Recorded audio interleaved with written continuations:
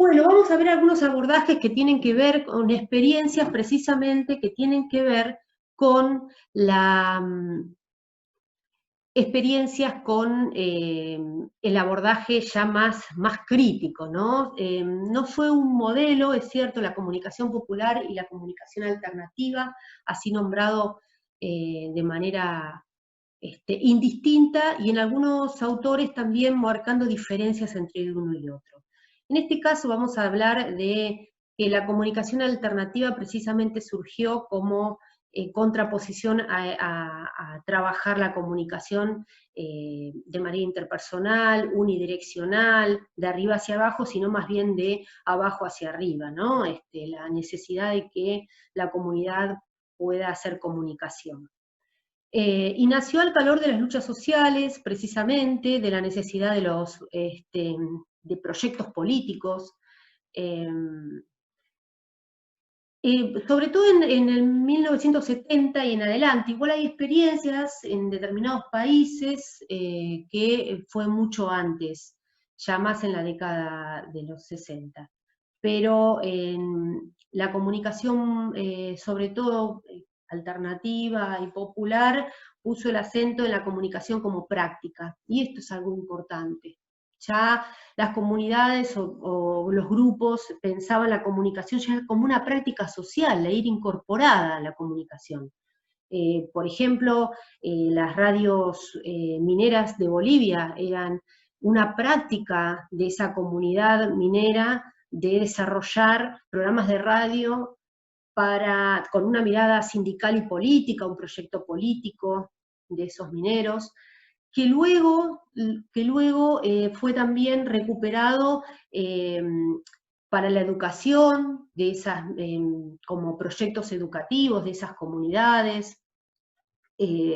Fue muy importante, muy significativo, no solo en Bolivia, sino también experiencias en Perú, por ejemplo. Y también podemos hablar de experiencias en Brasil, con las comunidades eclesiales de base, que ahí sí ya estamos hablando de la década del 60, en Uruguay con cassette foros, sí, en la década del 70, el trabajo con los campesinos rurales, con estas ganas de que se pueda generar comunicación bidireccional, de una dirección hacia otra, con muchas falencias, aprendiendo, pero la posibilidad ya de poder tener como prácticas en el terreno de la comunicación popular le dieron un lugar preponderante a esas experiencias y a esa mirada crítica que venía apareciendo, ¿no? Bueno, como parte de estos cambios, de estrategias de convergencia, como parte de este traslado de la comunicación para el desarrollo de la comunicación para el cambio social, aparece ya, y esto sí lo van a ver en el texto de UNICEF, aparecen dos estrategias que ustedes lo van a ver más profundamente en el texto, y después lo podemos compartir con las dudas que tengan en los encuentros que tengamos en ida y vuelta en vivo. La idea es compartir algunas ideas, que es la de movilización social, es una estrategia de construcción de coaliciones políticas y de acción comunitaria.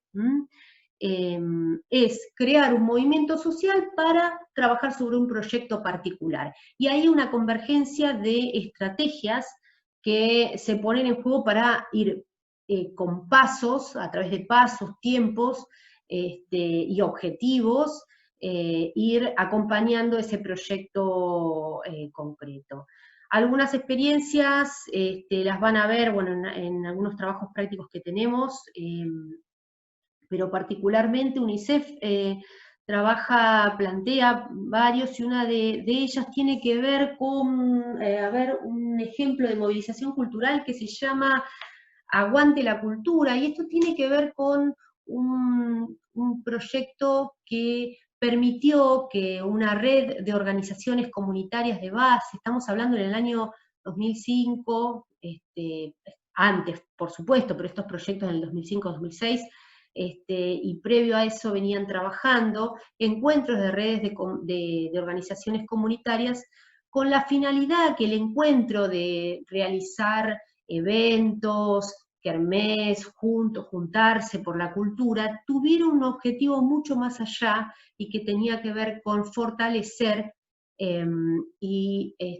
fortalecerse como organizaciones o como grupo de organizaciones y poder disputar situaciones y problemáticas en el espacio público, con definiciones de política pública. Y esto es lo importante de la movilización social, de la estrategia.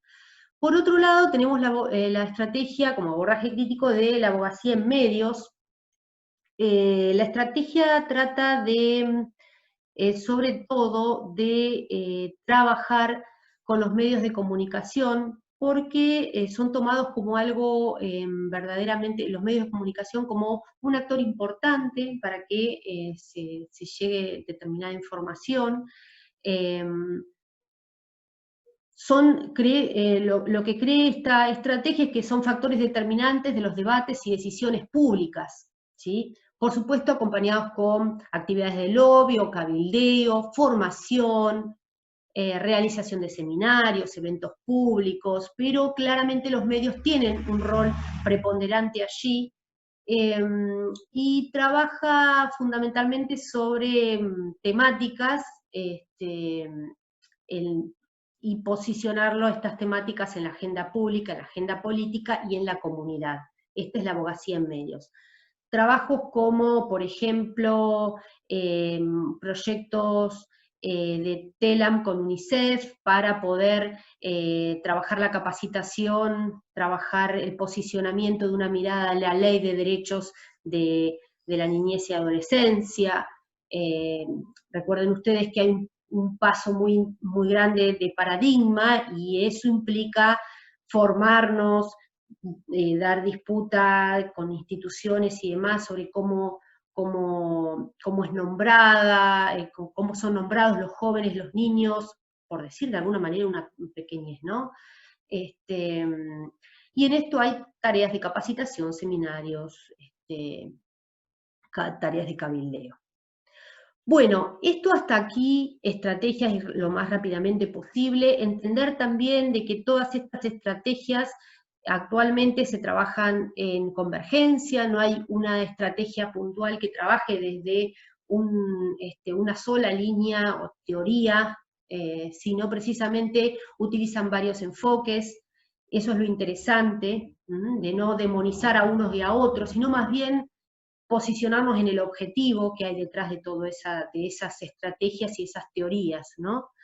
Nosotros nos interesaría que hagan hincapié también en la última parte que, bueno, habla sobre el paradigma de comunicación para el cambio social, que ya ustedes lo estuvieron viendo en videos de la semana pasada, pero que hay un repaso de algunos puntos importantes en la que pone el acento la comunicación para el cambio social.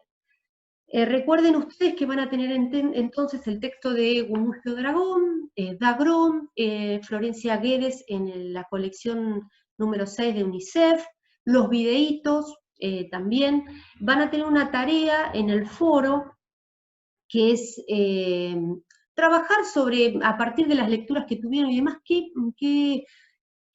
se les ocurre como algunas propuestas o proyectos que por ahí discutan este tipo de estrategias o teorías, ¿no? ¿En qué paradigmas están situados algunos de los proyectos de los que ustedes pueden pensar? Si lo quieren compartir, nos gustaría mucho en el foro. También vamos a tener un foro de consultas en el caso de que necesiten alguna pregunta en particular, y nos estaremos comunicando para el resto de las actividades que nos quedan. Un gran saludo a todos y a todas, mucha suerte.